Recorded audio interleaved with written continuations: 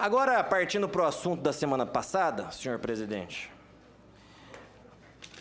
essa CPI, e qualquer CPI ou CPMI, ela tem poder de investigação.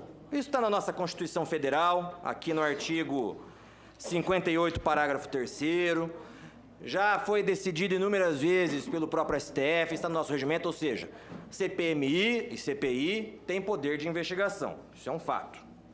Assim, da mesma forma que, por exemplo, um delegado não pode abrir um inquérito sem justa causa ou sem fato motivado, um parlamentar também não pode usar essa CPMI para satisfação dos seus anseios particulares, se não tiver justa causa ou o fato não for motivado.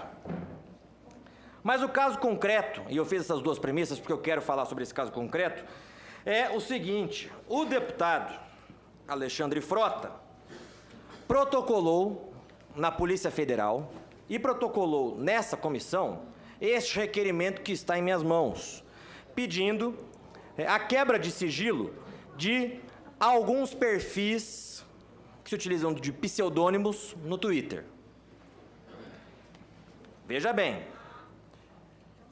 a Polícia Federal, como bem ressaltado pela nossa amiga deputada Caroline Detoni, respondeu ao deputado Alexandre Frota dizendo que não havia qualquer indício de crimes, que aquilo que o Frota juntou na Polícia Federal, que foi o mesmo que ele juntou aqui, nessa comissão, aquilo era, no máximo, um apanhado de inúmeras críticas que perfis fazem na internet, que estava longe de ser crime. O deputado Alexandre Frota, mesmo com a negativa da Polícia Federal, protocolou nessa comissão um requerimento que foi aprovado, que é esse que eu juntei em minhas mãos, um requerimento que foi aprovado, pedindo a mesma coisa que ele havia pedido para a Polícia Federal, ou seja, a quebra do sigilo desses perfis do Twitter que são pseudônimos. Acontece, senhor presidente, que no artigo 19 do nosso Código Civil está lá: pseudônimo adotado para atividades lícitas, como é o caso, goza da proteção que se dá ao nome. Nosso Código Civil, direitos de personalidade. O STF, no caso do livro que um autor usava o pseudônimo Eduardo Cunha, o STF decidiu, no agravo regimental na reclamação 26884, a ministra Rosa Weber decidiu que, no nosso ordenamento jurídico, é possível utilizarmos de pseudônimos, como foi, inclusive, em toda a história do Brasil, né, com inúmeros artistas usando pseudônimos. Veja só, a própria jurisprudência do STF,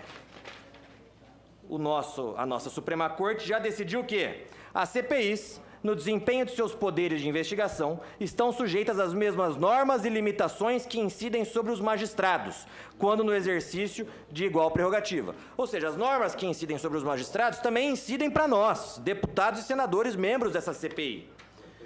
E também, a jurisprudência do STF diz o seguinte: CPI não tem poder jurídico de, mediante requisição a operadoras de telefonia, de cópias de decisão nem de mandado judicial de interceptação telefônica, quebrar sigilo imposto a processo sujeito a segredo de justiça. Este é oponível à CPI, representando expressa limitação aos seus poderes constitucionais. Decisão no mandado de segurança 27483, decidido pelo STF. O Congresso Nacional aprovou, senhor presidente, ano passado, a Lei 13.869 de 2019, abuso de autoridade.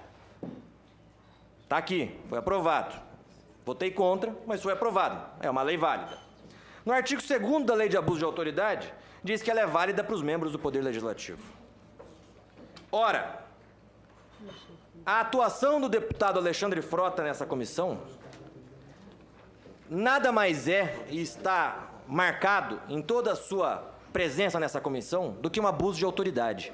Porque se utiliza dessa comissão para impor seus anseios e suas vontades pessoais. O artigo 27 da Lei do Abuso de Autoridade diz o seguinte: requisitar instauração ou instaurar procedimento investigatório de infração penal ou administrativa em desfavor de alguém, à falta de qualquer indício da prática de crime de ilícito funcional de infração administrativa. É um crime. O deputado Alexandre Frota, mesmo sabendo que esses perfis não cometeram crime algum, mesmo tendo a negativa da Polícia Federal que disse que não cometeram crime algum, o deputado Alexandre Frota utiliza dos poderes e das prerrogativas dessa comissão para insistir na quebra de sigilo desses perfis. Artigo 30 da Lei do Abuso de Autoridade. Dar início ou proceder à persecução penal, civil ou administrativa sem justa causa fundamentada ou contra quem se sabe inocente.